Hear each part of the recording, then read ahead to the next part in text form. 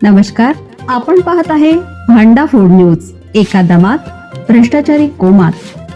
Social media, कर्जबाजारी, गुन्हेगारी, सट्टेबाजी, चोरी, मटका, जुगार, दारू, सावकारशाही, न्यायाच्या प्रतीक्षेत प्रशासन. भांडाफोड न्यूज. एका दमात भ्रष्टाचारी कोमात. गोकुळ निवडणुकीसाठी सतेज पाटील उतरले मैदानात. महायुतीच्या तगड्या आव्हानासमोर ठोकला शड्डू. गोकुळ दूध संघाची निवडणूक प्रक्रिया सुरू झाल्याच्या पहिल्याच दिवशी आमदार सतेज पाटील यांनी राजर्षी शाहू शेतकरी समविचारी आघाडी स्थापन करून महायुतीच्या विरोधात निवडणुकीचे रणशिंग फुंकला आहे.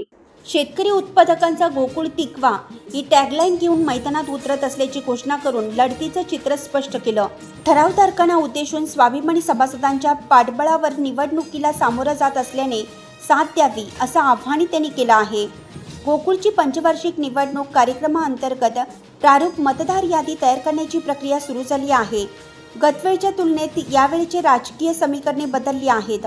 वैद्यकीय शिक्षण मंत्री हसन मुश्रीफ, पालकमंत्री प्रकाश आंबेडकर, आमदार चंद्रदीप नरके, विनय कोरे हे गतवेळीचे सर्व सहकारी महायुतीत गेल्याने आमदार सतेज पाटील काय भूमिका घेतात याकडे सर्वांचं लक्ष लागून राहिलं आहे.